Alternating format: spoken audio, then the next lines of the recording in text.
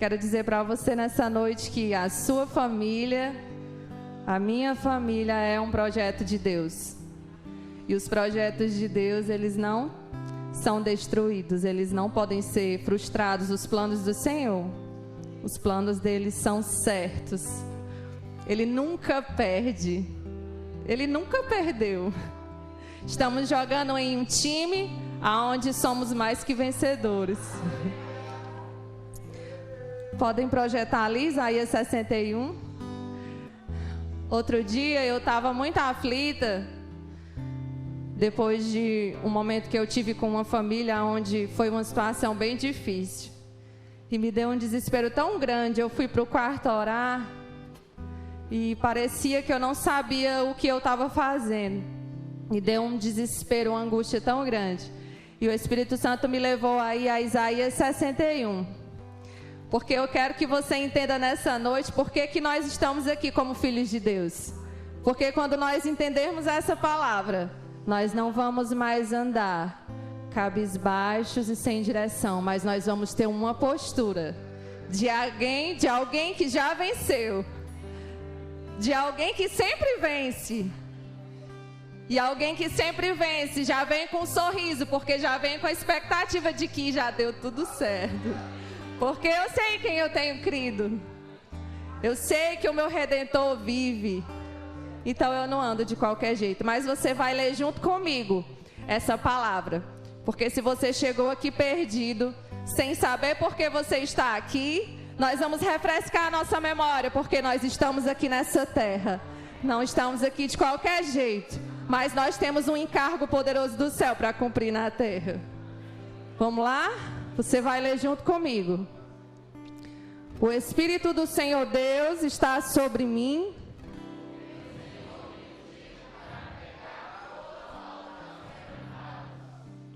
Enviou-me a curar,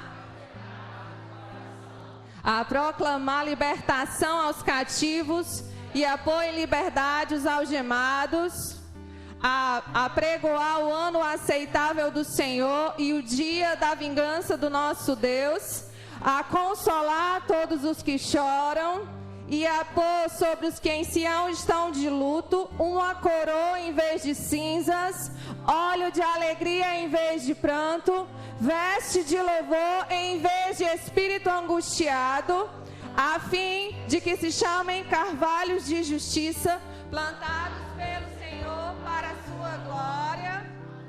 Edificarão os lugares antigamente assolados, restaurarão os de antes destruídos e renovarão as cidades arruinadas, destruídas de geração em geração. Estranhos se apresentarão e apacentarão os vossos rebanhos, estrangeiros serão os vossos lavradores e os vossos vinhateiros. Mas vós sereis chamados sacerdotes do Senhor e vos chamarão ministros de nosso Deus. Comereis as riquezas das nações e na sua glória vos gloriareis. Em lugar da vossa vergonha tereis dupla honra, em lugar da afronta exultareis na vossa herança. Por isso na vossa terra possuireis o dobro e tereis a perpétua alegria. Porque eu, o Senhor, amo o juízo, odeio a iniquidade do roubo, dar-lhe-eis fielmente a sua recompensa e com eles farei aliança eterna. A sua posteridade será conhecida entre as nações, seus descendentes no meio dos povos.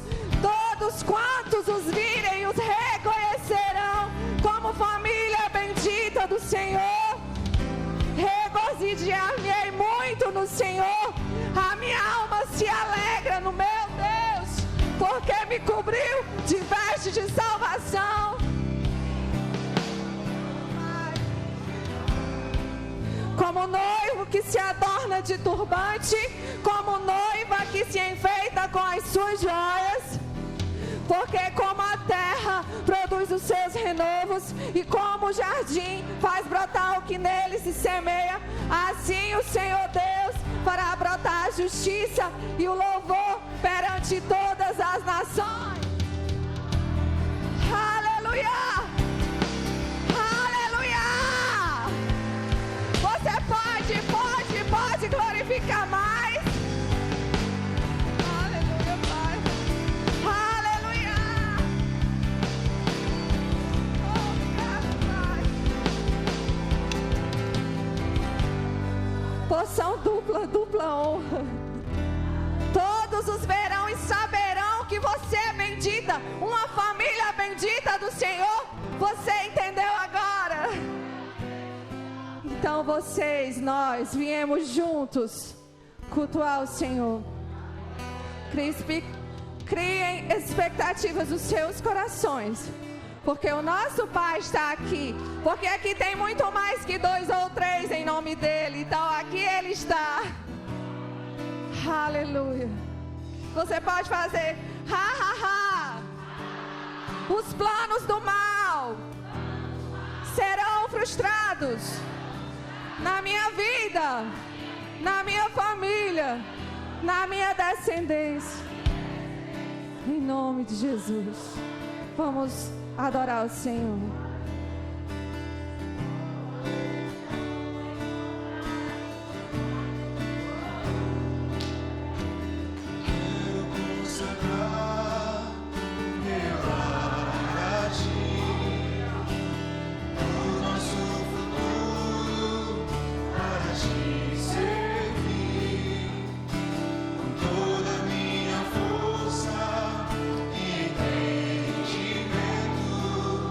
Quero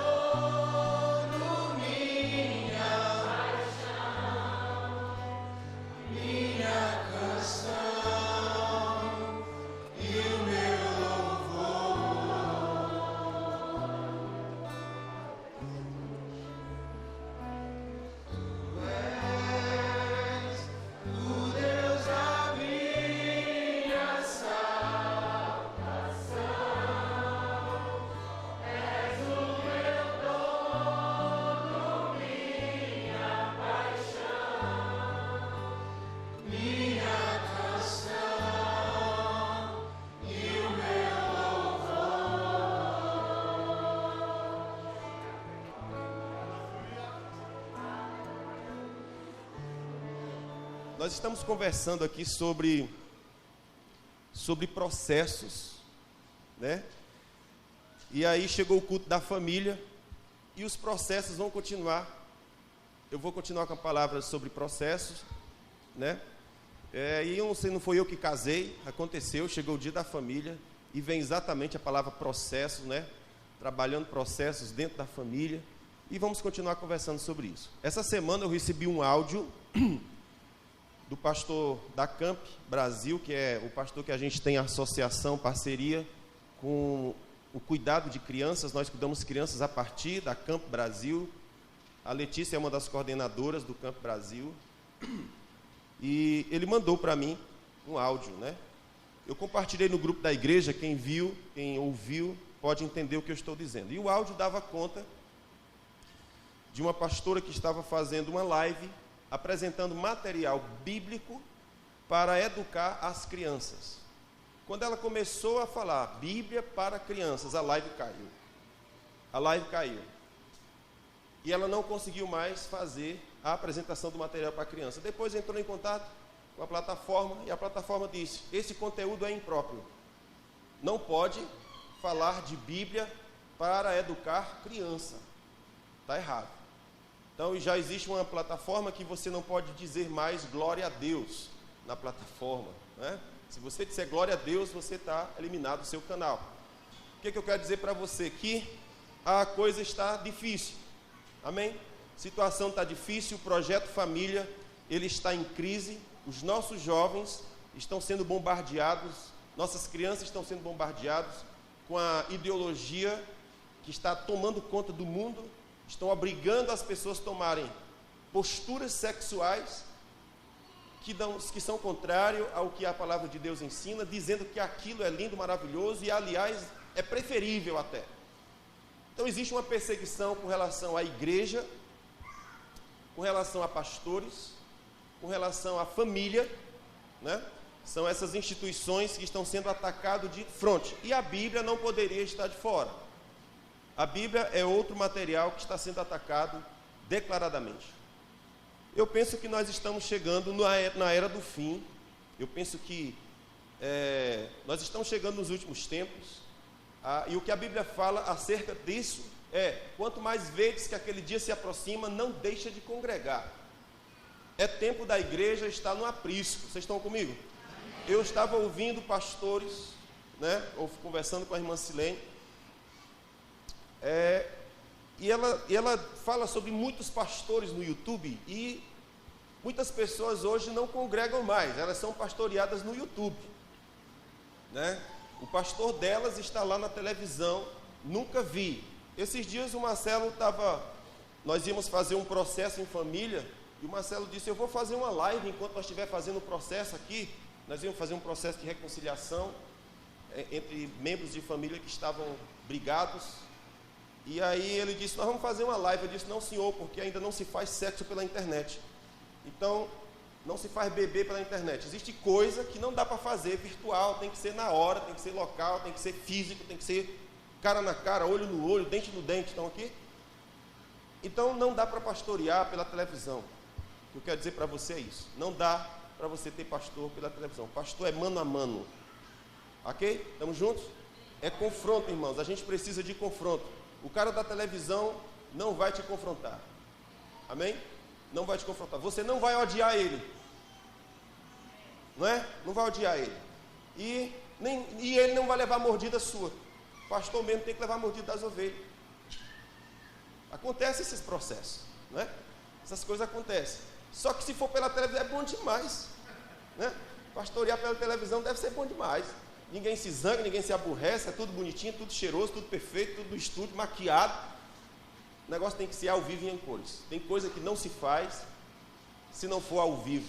Então, a recomendação do apóstolo Paulo é: quanto mais vedes que aquele dia se aproxima, o dia do Senhor se aproxima, o dia do fim se aproxima, não deixe de congregar, corre para a igreja, vai aprender de Deus, vai ficar forte nas coisas de Deus. Bota Deus como prioridade, irmãos. Estão juntos? Queridão, porque as coisas que vêm, a gente não tem condição de aguentar, meu amado. Se a gente não tiver um Salvador, nós estamos ferrados. Amém? Então, que Deus te abençoe. Então, nós estamos falando sobre processo. Tem condição de jogar na telinha aqui, meu filho? Agora nós estamos assim, irmão, presta atenção. Ei, rapaz, olha para mim. Ups, olha para cá. Bota aí, Tiago. Que é isso, mano? Bote aí, Tiago, capítulo 1. Ei, Tiago, capítulo 1, versículo 2. Vamos lá. Nós vamos falar sobre o quê? Diga comigo, processos.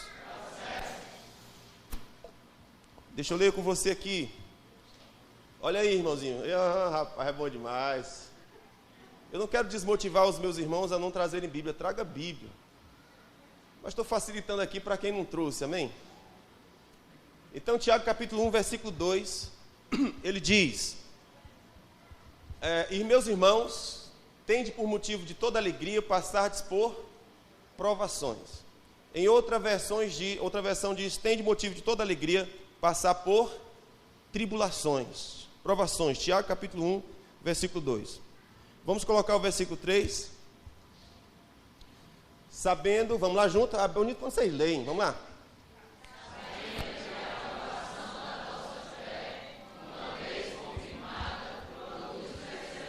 Versículo 4.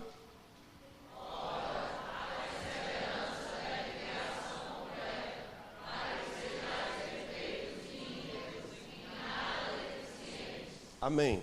Segura aí. Primeira parte ele disse: meus irmãos, tenham por motivo de toda alegria o passardes por tribulação. Isso só pode ser maluco, não é não? Uma pessoa dizer, fica feliz quando você estiver passando por tribulação.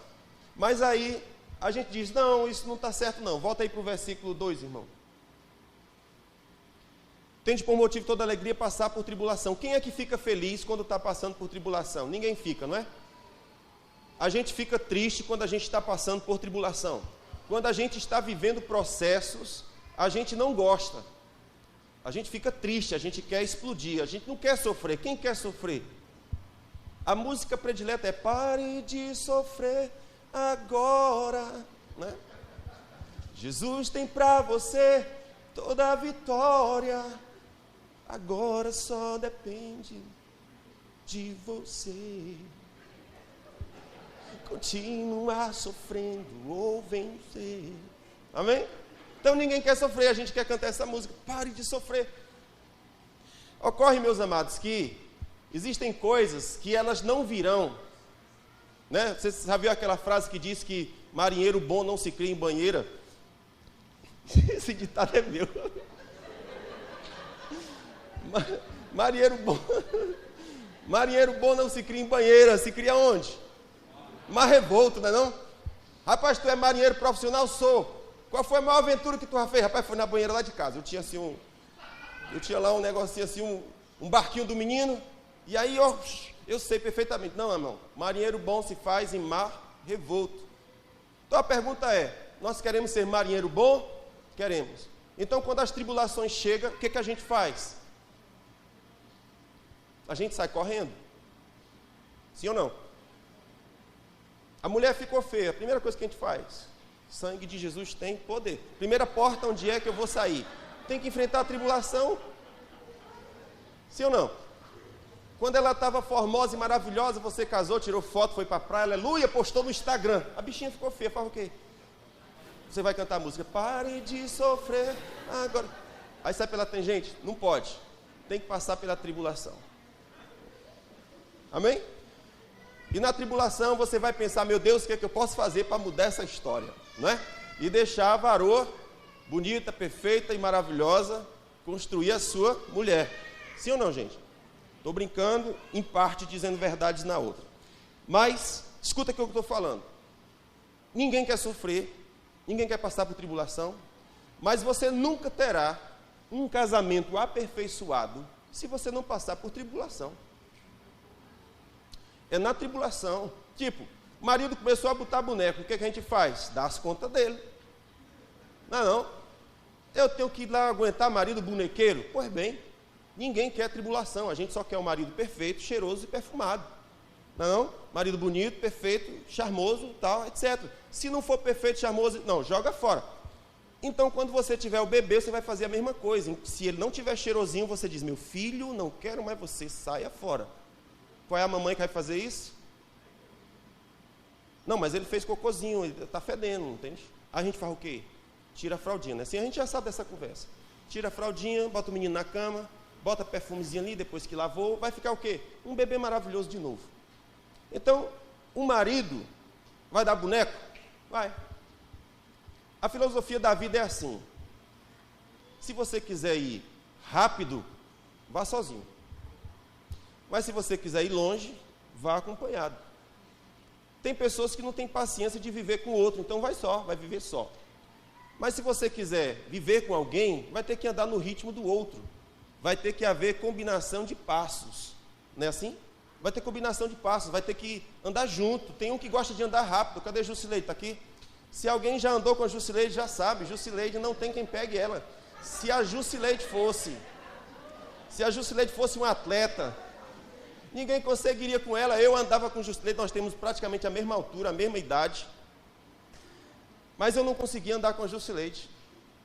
Era a Jusileide andando, de vez em quando eu tinha que fazer assim, para poder acompanhar. Ela anda muito rápido, não é?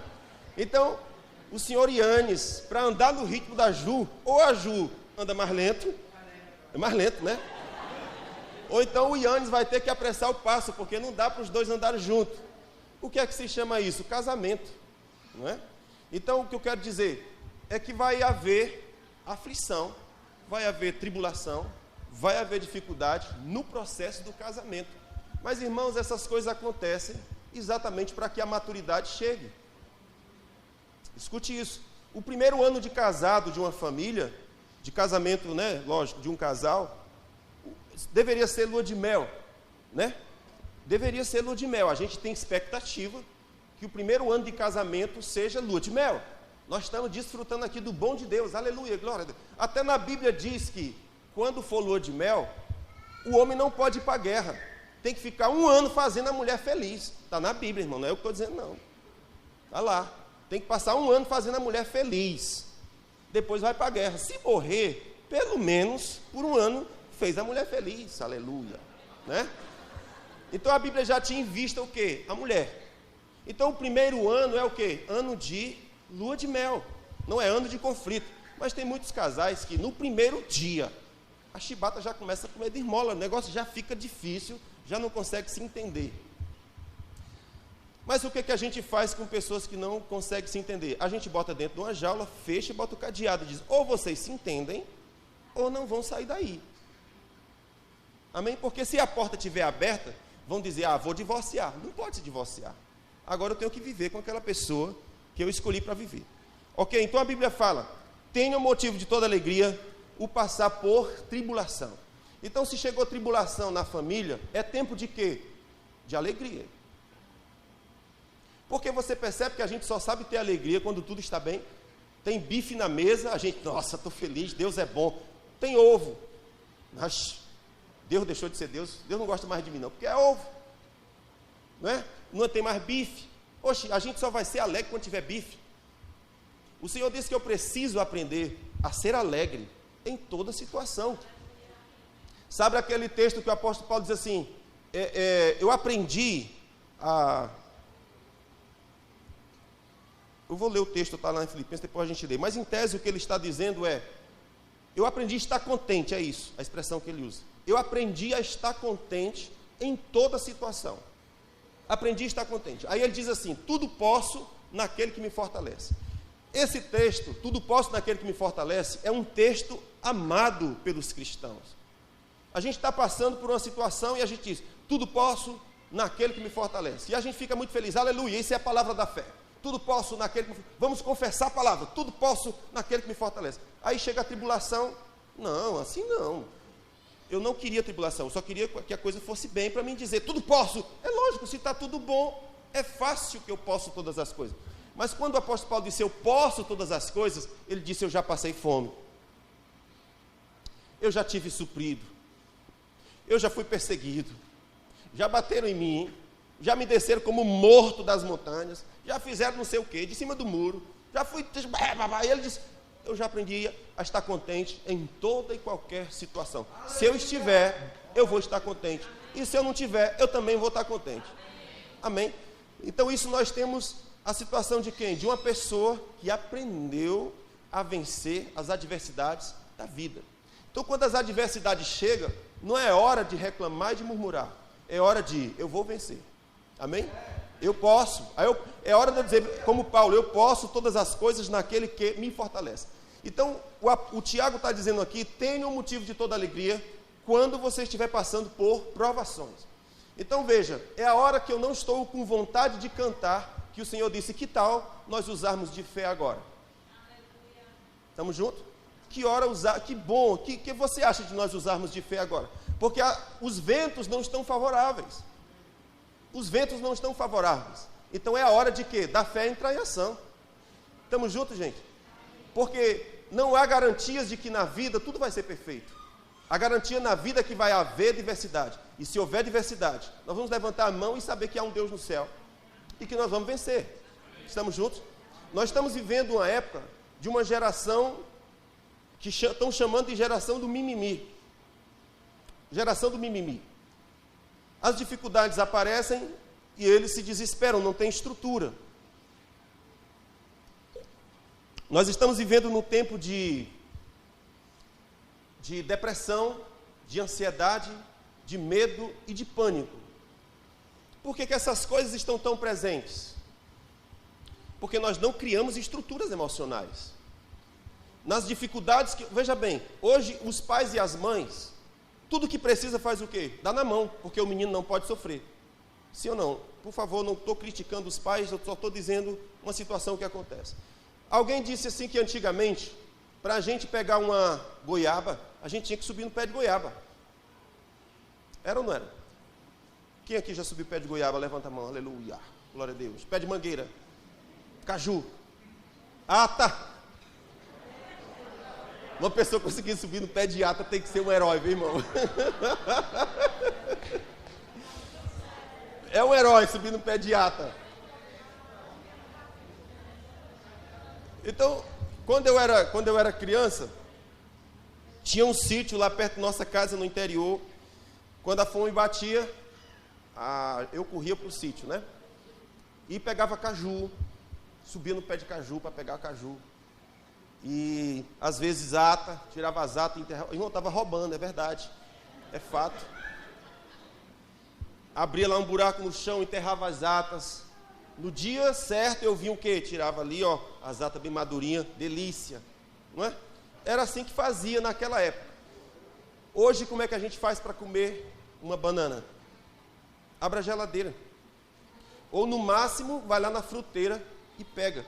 Não, o máximo, vai lá do seu Zé, na barraca do seu Zé, literalmente seu Zé, lá na 32, o irmão Zé. E você compra as frutinhas para levar para casa. Teve esforço? Não teve esforço. Então, quando o filho precisa de qualquer coisa, o que mamãe faz? Toma, meu amor. Não é assim? Não há esforço, não há dificuldade, tudo está à mão. O que a gente vai criar com essa geração? Uma geração, desculpe, mas é uma geração fraca emocionalmente. A gente diz uma frase, às vezes uma frase mais dura, uma frase mais ríspida, e a gente fica pensando, meu Deus, vai magoar, vai ferir. Percebe? Então tem todo esse medo, tem todo esse milindre. O que o Tiago está dizendo, queridão, quando tu estiver passando por tribulação, trinca o dente. Trinca o dente, vai passar. Sabe uma coisa boa do dia mau é que ele passa. Amém, queridos? O dia mau passa. O pessoal tem uma história de dizer, sim, mas e Jó? Né? Nós estamos estudando Jó nas quartas-feiras. Mas e o Jó? O Jó sofreu 9 meses. Não foi a vida toda. A vida de Jó foi uma vida de sucesso. Ele passou 9 meses da sua vida em profunda tribulação e angústia. Mas aquilo não foi a sua história. Deus mudou seu cativeiro. Então a expectativa que nós temos de Deus é que quando o dia mau vem, Ele fala, no amanhecer, a salvação chega. O choro pode durar uma noite, mas a alegria vem ao amanhecer. Então na hora que a tribulação chega, quais são os pensamentos que vêm? Acabou tudo. Tanto bem que eu te queria. Não é? Ó, tu tinha quieto, tu sabe qual é a música. O pessoal denuncia. Vocês não entenderam. Vocês não entenderam a música, ela já matou a charada. Mas deixa para lá, tinha quieto, vaso. não profetiza. Vocês estão comigo? A tribulação chega, a angústia chega, mas o Senhor disse, é tempo de você aprender a pular de alegria na presença do Senhor. Isso é contra a expectativa, porque a expectativa na dificuldade é que você fique como? Derrotado. A expectativa quando a tribulação chega é que você fique ferido, desesperado, dizendo, não há solução para mim. Mas a promessa de Deus é, o choro vai durar a noite, mas a alegria vem pelo amanhecer. Essa é a promessa. Então, quando a Bíblia fala para eu me alegrar, a ansiedade chegou. Está sofrendo ansiedade? Estou. O coração está palpitando? Estou. Vai fazer o quê? Levanta as mãos para os céus, cara. Vê o texto que a irmã Marisa leu de Isaías 61. Lê aquele texto. Lê aquele texto. Porque o Senhor disse, eu vou curar. O Senhor disse, eu vou trocar o seu fardo. Você vai ser chamado carvalho de justiça, plantado pelo Senhor. Você vai desfrutar da salvação de Deus. Irmãos, isso é promessa, querido. Existe uma diferença entre o que crê em Deus e o que não crê em Deus. O que não crê em Deus está por sua própria conta. Mas o que crê em Deus, tem Deus em seu socorro, tem Deus em seu auxílio. Ele disse, vai ser carvalho de justiça plantado pelo Senhor. A decisão que nós precisamos ter é se nós queremos ser carvalho de justiça ou uma abóbora. Você conhece a abóbora girimum, não é? O girimum você planta hoje, 3 meses depois ou 6 meses depois, eu não sei. Você colhe, está lá o girimum bonitão. Ele se espalhou pelo terreiro, pelo roçado, e você vai lá colher girimum. Mas se você plantar um carvalho, ele vai durar 100 anos. Mas qual é a diferença? É que o girimum você arranca com a mão. O carvalho, você pode se atracar com ele. E ele não vai cair, irmão. Ele não vai arrancar. Porque em 100 anos, ele passou por enchentes. Ele passou por vendavais. Ele passou por sol quente. Ele passou por sol frio. Ele passou por todas as adversidades. Em 100 anos, ele virou um carvalho que não se arranca. Os que confiam no Senhor, Salmo 121 diz, serão como os montes. Os que confiam no Senhor são como os montes de Sião. Eles não se abalam, mas permanecem para sempre. Os que confiam no Senhor. Então eu preciso decidir se eu quero ser um girimum ou se eu quero ser um carvalho de justiça, porque Isaías 61 diz que você seria carvalho de justiça plantado pelo Senhor. E haveria estrutura dentro de você para aguentar tempestade, vendavais e ficar firme diante do Senhor. Estamos juntos? Então Tiago está dizendo, tem por motivo de toda alegria quando você passar por tribulação. Aí ele diz, sabendo que a provação da vossa fé, próximo irmão, provação da vossa fé, uma vez confirmada, produz a perseverança. E a perseverança deve ter a sua obra completa, para que você seja perfeito e completo, não faltando em coisa alguma. Olha só que coisa linda. A perseverança deve ter a sua ação completa, para que sejais perfeitos e íntegros, em nada deficiente. Então Deus tem um objetivo em criar nós o quê? Carvalho. Em nada deficiente. A perseverança, ela deve ter a sua ação completa. Quando a sua fé for confirmada, o Senhor disse que vai gerar isso. Pessoas íntegras, perfeitas, sem fraqueza, sem deficiência. Estamos juntos?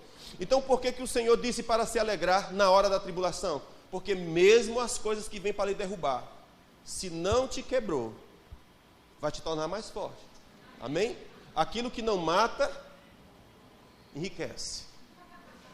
Né? Nós mudamos o ditado domingo passado. Aquilo que não mata, diga comigo, aquilo que não mata, enriquece, engorda. Mas a gente não gosta de gordura. Amém, queridos? Muito bem, então, estamos tranquilos aqui? Hebreus capítulo 12, versículos 5 e 9. Então, na hora da tribulação, nós precisamos estar Como? Não, diga para mim, na hora da tribulação a gente tem que estar como? Conforme Tiago, capítulo 1, versículo 2, na hora da tribulação a gente deve estar como? Alegres. Vamos dizer junto, eu devo estar? Alegres. Estamos juntos? Então vamos fazer esse teste? Vamos fazer esse teste? Amanheceu o dia e alguma tribulação está apertando a sua alma. O que você vai fazer? Vou me alegrar. A alegria está dizendo em quem que você está crendo, para onde você está olhando. Estamos juntos? Eu posso olhar para o meu problema, ou eu posso olhar para Deus. Estamos juntos? Eu posso olhar para os meus inimigos, ou eu posso olhar para Deus. Eu posso olhar para os desafios intransponíveis, ou eu posso olhar para Deus, que faz milagre, que faz o extraordinário, que faz aquilo que eu não posso. Estamos juntos, querido? Então, por que o Senhor diz que na hora da tribulação eu tenho que estar alegre? Essa é a primeira lição. Porque Ele está forjando pessoas fortes. Ele está forjando pessoas fortes. Bom marinheiro não se faz em banheira. Não é assim? Se faz em mar revolto. Então o mar revolto vai vir? Vai. Qual vai ser a minha atitude diante dela? Eu vou estar alegre. Porque eu sei que comigo está aquele que fala com a onda e ela se aquieta. Estamos juntos, gente? Ele fala com a onda e ela se aquieta. Então a fé é aquilo que vai tornar inexplicável o seu comportamento. O inimigo das nossas almas vai olhar para você e dizer: tu devia estar abatido, tu devia estar destruído, tu devia estar no pó. E como é que você tem alegria nos seus lábios? Como é que você tem louvor no seu coração? Porque você sabe que há um Deus cuidando de você, irmãos. Amém? Há um Deus cuidando de você. Há estrutura sendo geradas dentro de você. Então, Hebreus capítulo 12, versículo 5.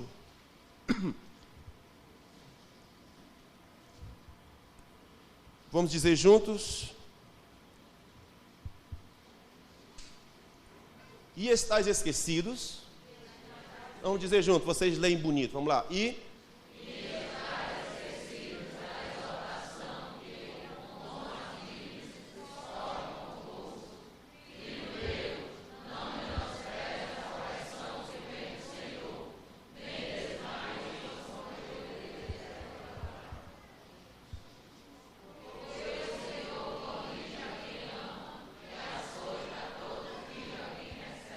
Amém. Glória a Deus. Vamos lá, irmão, continue. Vamos lá, 1, 2, 3 e...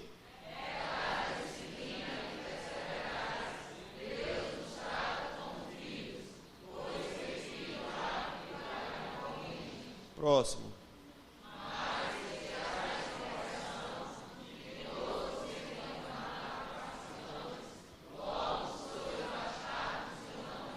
Versículo 9.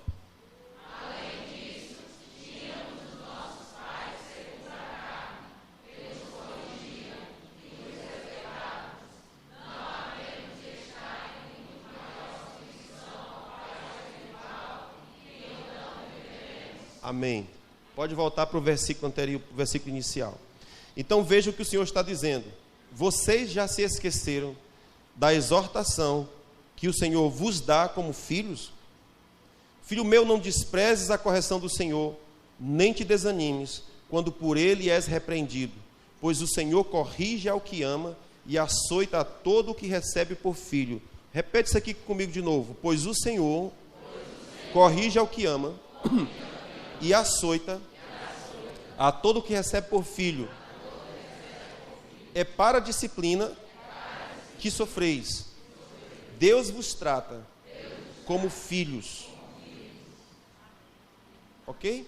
Então, deixa eu dizer para você. Nós vamos passar por processos, e esses processos existirão, porque Deus está lidando comigo. Deus está tratando comigo. Qual é a única coisa que eu quero chamar a sua atenção? Deus, Ele nos corrige? Sim, nos corrige. A questão é como que Deus nos corrige.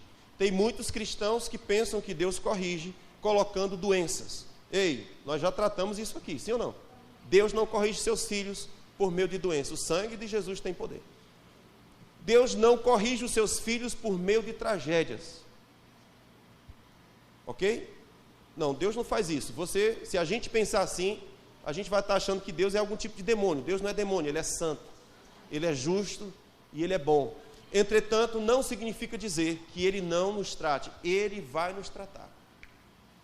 E os tratamentos de Deus é o que nós chamamos de processos. Ok? Processos.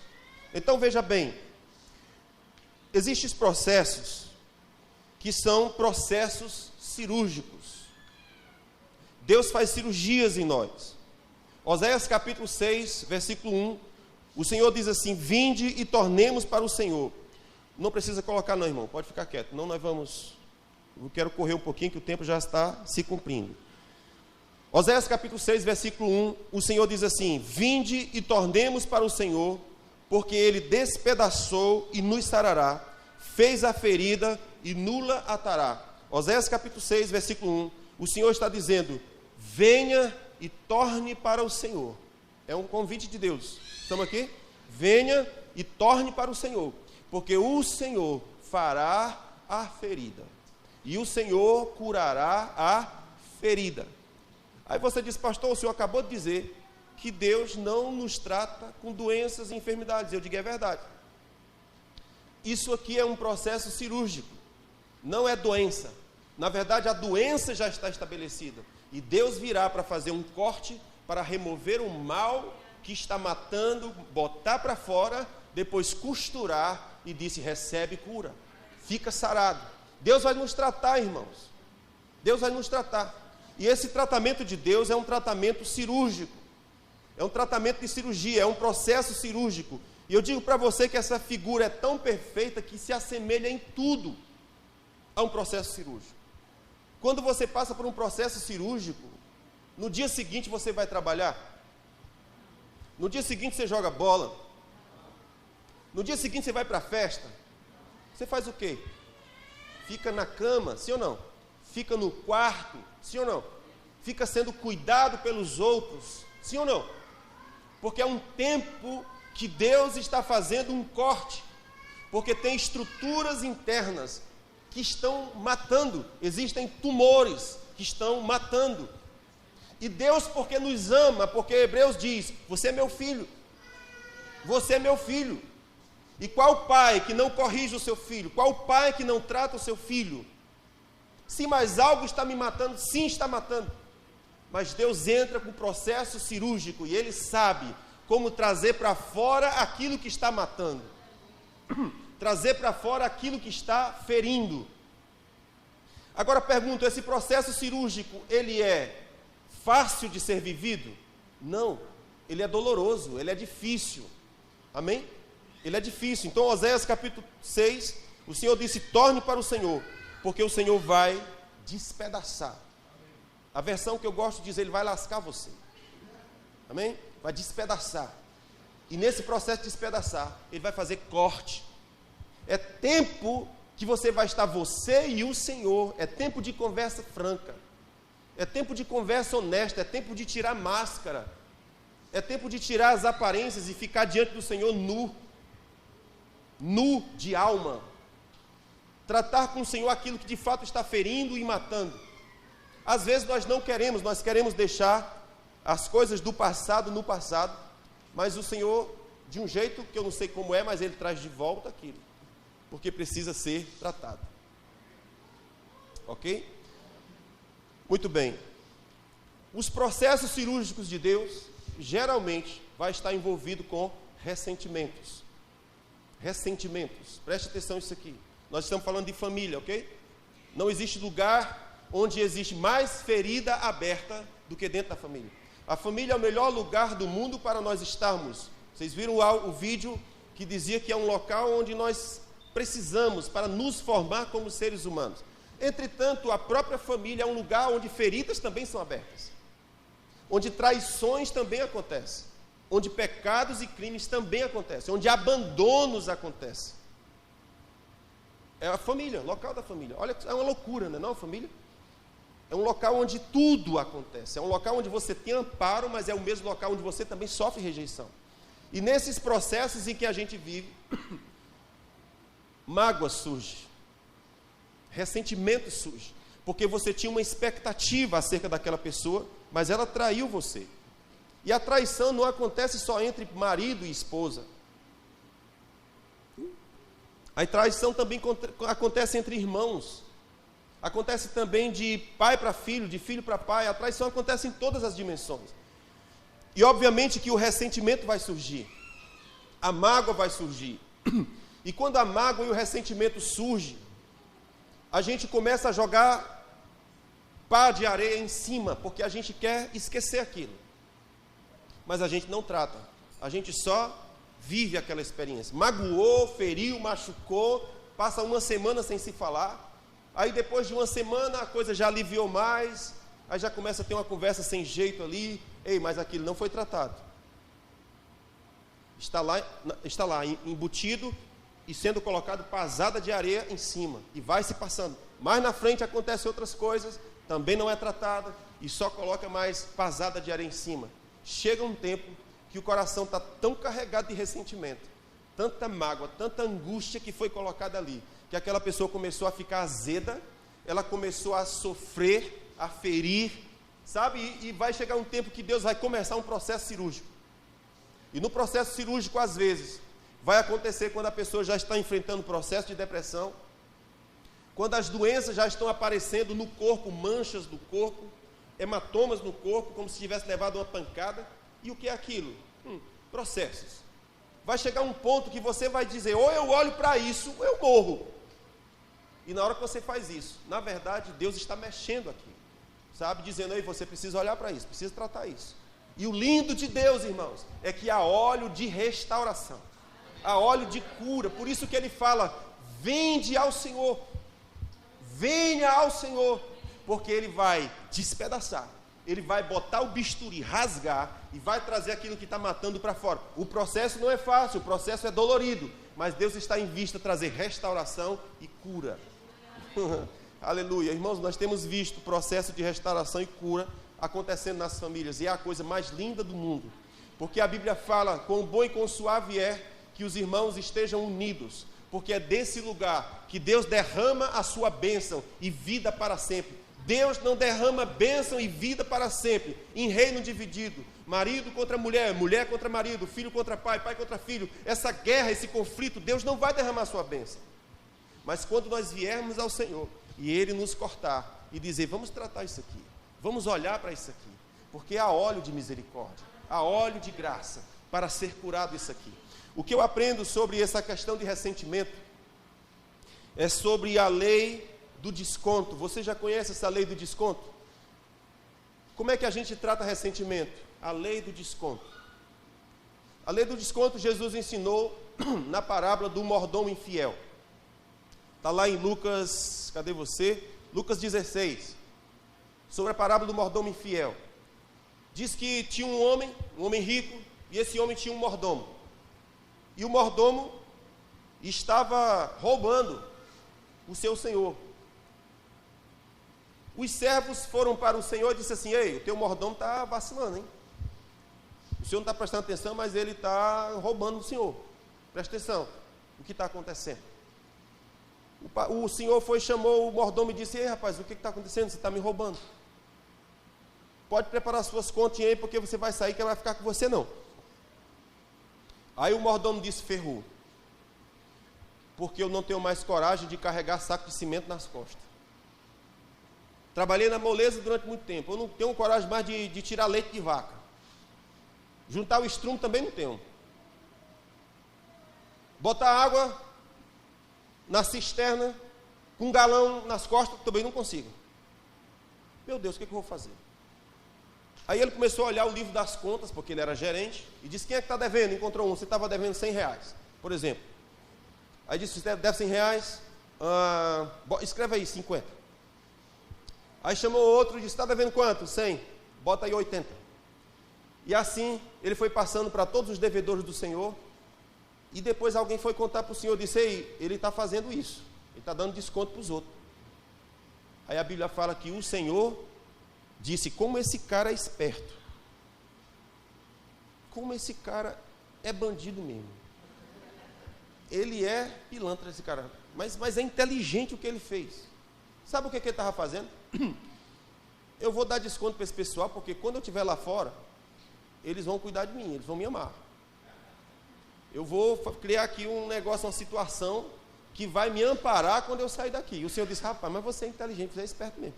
Aí diz a Bíblia que Jesus elogiou, que o Senhor elogiou, aliás, o Senhor elogiou aquele mordomo por causa da atitude dele. Mas qual é o moral que Jesus quer ensinar para a gente? Ele disse, aprenda a lei do desconto. Aprenda a lei do desconto. Não vá para a calculadora e dizer 2 mais 2 é igual a 4. Dê desconto. Estão comigo aqui? Aprenda a dar desconto. Porque se a gente não aprender a dar desconto para as pessoas que nos ferem, nós vamos lascar, nós vamos ficar lascados, irmão. Então, quando se trata de ressentimento, o Senhor disse, aprenda a sabedoria do desconto. Não leve tudo a ferro e fogo, porque não vai funcionar. Precisa de graça, precisa de misericórdia, precisa de perdão. Porque se não houver o perdão, a pessoa diz assim, pastor, mas por que eu vou perdoar? Porque não é justo perdoar. A pessoa me fez mal, então o normal é o quê? Se pisou no meu pé, o que eu faço? Piso no pé dele, não é não? Se me bateu, bate também. Se me feriu, fere também. Se me traiu, trai também. Olho por olho, dente por dente. Jesus disse, não, esse não é o caminho. Na verdade, você precisa liberar perdão. E por que a gente precisa liberar perdão? Porque Deus está em vista cuidar do meu próprio coração. Porque você já sofreu o dano, você já sofreu o prejuízo, e agora você vai sofrer por causa de ressentimento, que vai se acumular ao longo da vida. Estamos juntos? E esse ressentimento vai trazer muitos prejuízos. Jesus disse, para você não sofrer 2 vezes, libera ele. Amém? Libera ele. Deixa ele ir. Não acumule aquilo, porque isso vai matando você pouco a pouco. Nós estamos falando de processos. Amém? Um dos processos é ressentimento. Ressentimento de filha com a mãe. Libera. Levanta a mãozinha para o céu e diz, pai, eu perdoo minha mãe. É ressentimento contra o filho. Levanta a mãozinha para o céu e diz, pai, eu libero o meu filho. A Bíblia fala para a gente orar por aqueles que nos perseguem, por aqueles que nos fazem mal. Gente, isso é muito difícil. Você percebe que o que Deus diz para a gente fazer não é fácil. Ele disse, alegre-se quando você estiver atribulado. Isso é difícil? Na tribulação a gente quer estar chorando. Na tribulação a gente quer estar chutando a parede, a gente quer estar gritando e tacando. Na tribulação a gente quer explodir. E o Senhor disse, fica alegre. É um exercício difícil, sim ou não? É doido isso. Mas imagina num dia de muita pressão. A minha esposa sempre manda fazer isso. Alguém liga e diz, pastor, eu estou atribulada, estou não sei o que, não sei o que, não sei o que. Aí ela diz, bota um som alto, bota rock and roll. Yes! Eu estou enfeitando aqui, ela não fala assim não. Mas ela diz, bota um som bem alto. E começa a gritar, começa a louvar, começa a declarar. E começa a ver o que acontece dentro do seu coração. Começa a observar o que é que acontece dentro de você. Amados, muda. Estrutura muda. Amém? Então o apóstolo disse, fica alegre quando você estiver atribulado. Porque Deus está em vista de tornar você tão perfeito. Tornar você tão completo. Tornar você tão cheio, tão maduro, tão firme, tão estabelecido, que nada vai mover você. Esse é o objetivo. E agora o outro ele disse, olha, no ressentimento, ele disse, libera perdão. Ora pelo que te persegue, irmãos, isso é muito difícil.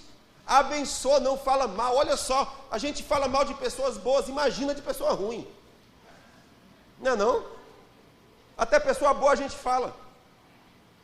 Deus nos ajude a converter nossa língua, sim ou não, gente?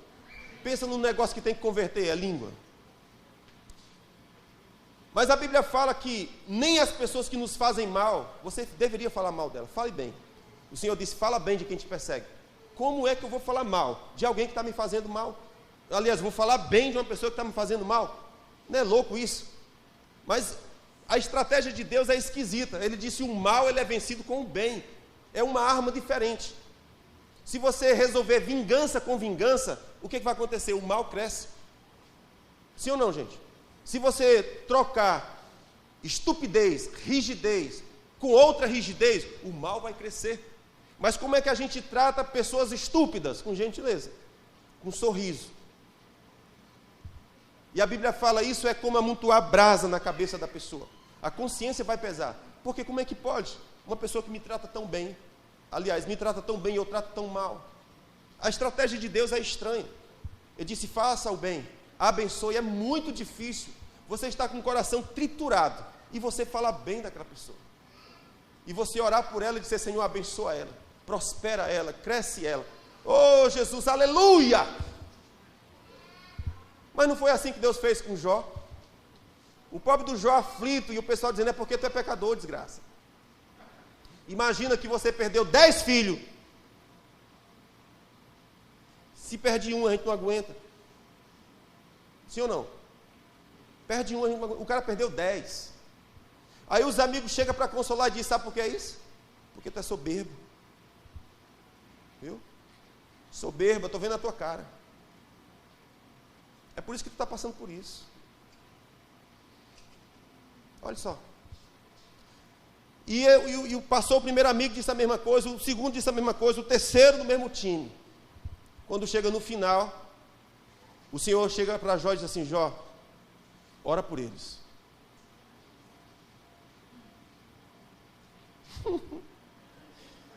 Deus não existe, irmão. Deus não existe, é sério. Quando a pessoa diz que Deus não existe, é verdade. E Deus não existe.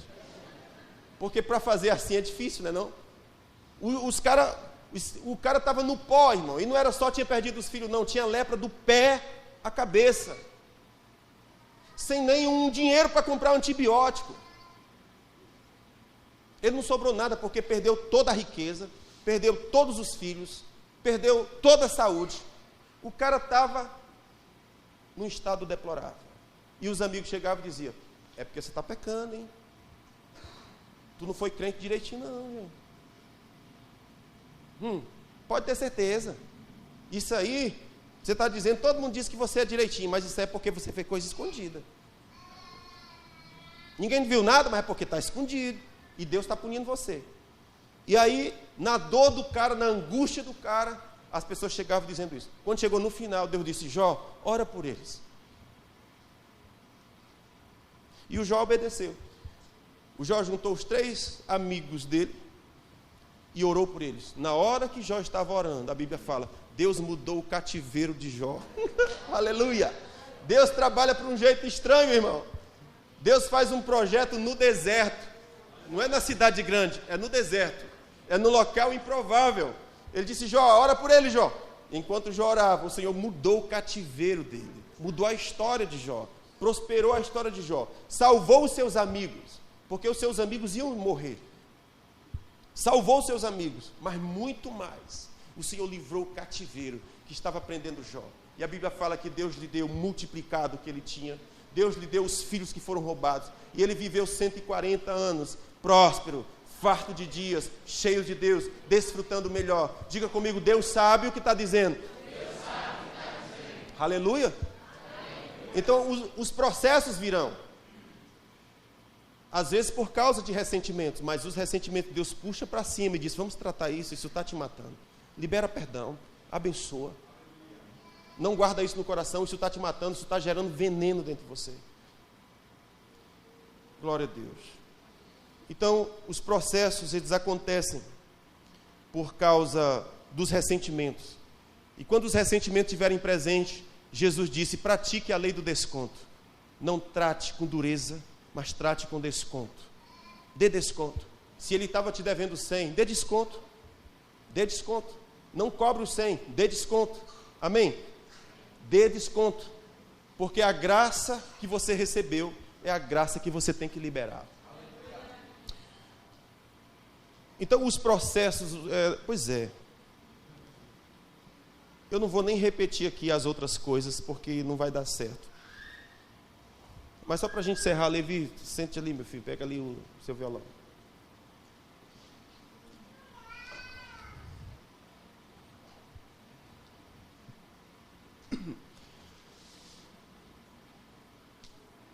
Uma outra coisa que nos leva a enfrentar processo, meus amados, diga comigo, remorso. Diga, o pastor falou ressentimento. Agora ele está falando remorso.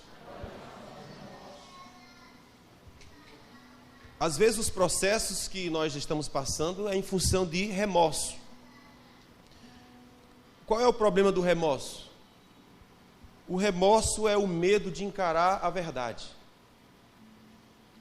Nós fizemos coisas erradas, mas nós não temos coragem de encarar a pessoa que nós traímos.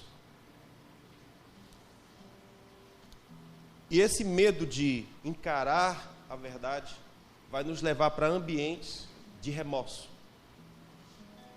Qual é o problema do remorso? É porque remorso não é arrependimento. O remorso, a pessoa sofre pelo mal que fez, sofre dia e noite pelo mal que fez, mas ela nunca encontra cura, porque não há arrependimento, só há remorso. Qual é a diferença do arrependimento para o remorso? O arrependimento ele só sente pelo mal que fez, mas não tem coragem de encarar a verdade. Qual a diferença do arrependimento? O arrependimento, ele sente o remorso, mas ele está disposto a encarar a sua vergonha. A gente vê esse exemplo na história de Pedro e na história de Judas. O Judas, ele traiu Jesus por 30 moedas, vocês lembram? E depois que Judas traiu Jesus, o constrangimento e a vergonha foi tão grande, que ele só teve uma alternativa. Ele correu para um despenhadeiro, amarrou uma corda em torno do seu bucho, jogou do despenhadeiro e foi partido ao meio, e as suas tripas espalhadas para tudo quanto era canto. Isso é o remorso. O remorso, a pessoa sente a culpa de tal modo que não tem coragem de encarar para tratar aquilo que fez. Como eu não tenho coragem de encarar, então é melhor que eu me mate. No caso de Pedro, o Pedro também traiu Jesus. O Pedro era o melhor amigo, na hora mais difícil Jesus ficou só. E depois que Pedro traiu Jesus, ele correu e voltou para os seus barcos. Ele não queria mais encarar Jesus. Mas depois que Jesus ressuscitou, adivinha a primeira pessoa que ele foi procurar? Pedro, aquele que o traíra. Então quando Jesus chega para Pedro e diz, Pedro, ele olha para Pedro e diz, irmão, olha a pergunta terrível de Jesus. Jesus pergunta só assim, Pedro, você me ama, Pedro? E aí Pedro tinha coragem de levantar a vista? Não tinha coragem, porque ele estava muito envergonhado, muito constrangido. Ele disse, Senhor, eu te abandonei. Em algumas palavras antes, Pedro tinha dito, Jesus, eu vou contigo para todo canto. Eu mato, estou disposto a matar e a morrer por ti. Mas chegou uma hora na fraqueza de Pedro que ele disse, eu não sei nem quem é esse homem. E deixou Jesus sozinho, levando chibatada dos outros. Mas quando Jesus ressuscita, ele procura Pedro e só pergunta, Pedro, tu me amas, Pedro? E o Pedro diz, Senhor, tu sabes. Pedro, tu me amas, Pedro? Aí ele estava dizendo, Jesus, não pergunta isso não. Vamos mudar de assunto. O senhor merendou hoje, está com fome? Vamos mudar de assunto. O senhor quer um churrasquinho de peixe? Não? Coca-Cola? Sol está quente, não? Choveu hoje? Está frio, não? Vamos mudar de assunto, Senhor. Não é assim? Geralmente quando a gente está com dor dentro, a gente não quer falar do que dói. A gente quer falar de vamos falar de outra coisa, da temperatura. Política, como é que está a política, Jesus? E aí, Lutero, o Nero, como é que está? Como é que está aí o povo e tal? E os zelotes estão conseguindo? Não? E os herodianos, Jesus? Vamos falar dos herodianos, é melhor. Não, Jesus, eu não quero falar de política, Pedro. Eu quero falar da ferida que está aberta no seu coração. Eu só quero saber, Pedro, tu me amas, Pedro? Jesus, vamos falar de outra coisa. Jesus pergunta a terceira vez, Pedro, tu me amas? Aí Pedro diz, Senhor, tu sabe que eu te amo, mas eu pisei na bola. Jesus disse, mas a única coisa que eu quero saber de ti, Pedro, é se tu me amas. É se tu me amas. Jesus não voltou para Pedro para punir Pedro, para envergonhar Pedro, para constranger Pedro. Ele voltou para Pedro só para perguntar, cara, tu me amas? Se tu me ama, parte para cima. É por isso que Oséias capítulo 6 diz, vinde ao Senhor, vinde ao Senhor, vinde ao Senhor, porque Ele vai abrir a ferida, e Ele vai curar a ferida. Deus não abre a ferida para deixar a pessoa morrer, Ele abre a ferida para dar vida a ela. Amém, queridos? Meu Deus, então que nessa noite, com essas breves palavras que nós estamos falando aqui sobre os processos virão, as quedas virão, os erros virão, eles acontecerão. Mas a pergunta que o Senhor fará é: cara, tu me ama? Vem para cima, vem para mim, porque o corte que tem que ser feito eu vou fazer, a restauração que tem que ser feita eu vou restaurar. O Salmo 23, tem uma parte que o Senhor diz assim: tu unges a minha cabeça com óleo, não é assim? E o meu cálice transborda. Escuta isso aqui: tu unges a minha cabeça com óleo e o meu cálice transborda. Esse óleo, irmãos, é um óleo de cura. Era o óleo que o pastor colocava sobre a cabeça da ovelha que estava ferida. E porque ela estava ferida, havia perturbação na mente. As moscas pousavam sobre a ferida da ovelha. E ela ficava enlouquecida por causa do barulho das moscas na cabeça dela. E ela, perturbada pelas moscas, ela se tacava nos paus e gerava mais sangue. Tacava na rocha, gerava mais sangue. Até que o pastor chegue. Porque quando o pastor chega, ele vem com óleo. O pastor não chega para bater na ovelha. O pastor, ele tem um cajado e uma vara. E algumas pessoas dizem que o pastor tem a vara para sapecar na canela da ovelha. Não é. O pastor trata a ovelha com o cajado. O cajado tem a curva para trazer a ovelha para perto. O cajado é para espantar os opressores da ovelha, os que maltratam a ovelha, os que ferem a ovelha. O pastor parte para cima para proteger sua ovelha. E depois que a põe em seus braços, ele pega o seu óleo e coloca sobre a cabeça, onde está posta a ferida que perturba a mente, que perturba os pensamentos, que não deixa dormir, que não deixa descansar, que não deixa relaxar. Perturbação de manhã, de tarde, de noite, moscas na cabeça. Mas o óleo do pastor chega. E as ovelhas não podem, as moscas não podem mais perturbar naquele ambiente, porque o pastor chegou com a provisão. Uma outra passagem no Salmo 23 também diz que, como diz, o Senhor meu pastor, nada me faltará, deitar-me faz em verdes pastos, guia-me mansamente a águas tranquilas, refrigera a minha alma. Essa expressão refrigerar a alma é restaurar, é curar, trazer cura para a alma. Depois que o Senhor faz esses processos de restaurar a alma, proteger os pensamentos, porque os pensamentos vão estar sendo perturbados por causa de ressentimentos, por causa de remorso. Mas a cura, irmãos, a cura. Ei, grita comigo: existe cura, existe restauração. O pastor tem águas de refrigério, ele tem óleo da unção que bota sobre a cabeça, e os pensamentos param de perturbar.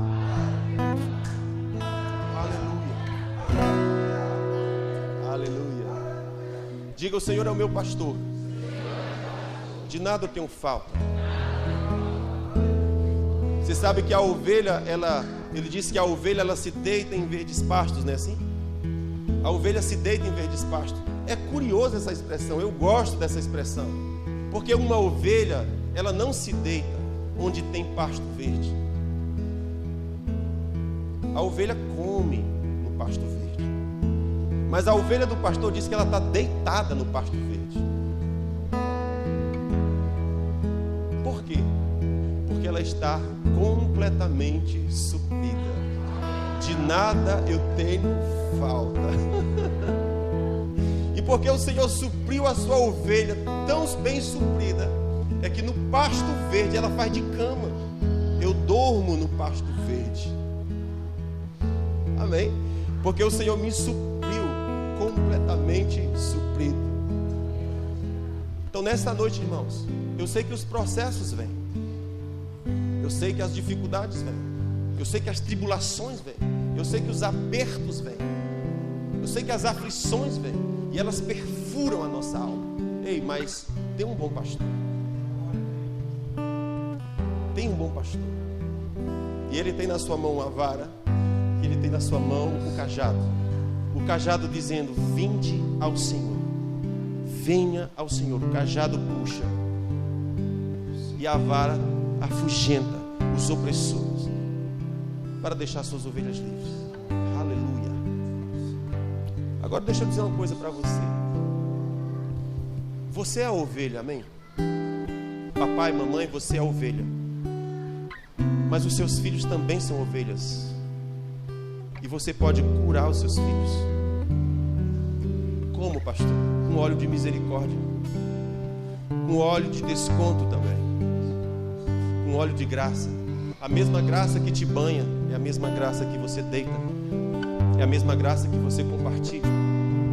Se eu sou agraciado por Deus, o mesmo coração que é agraciado também é agraciado com os meus filhos.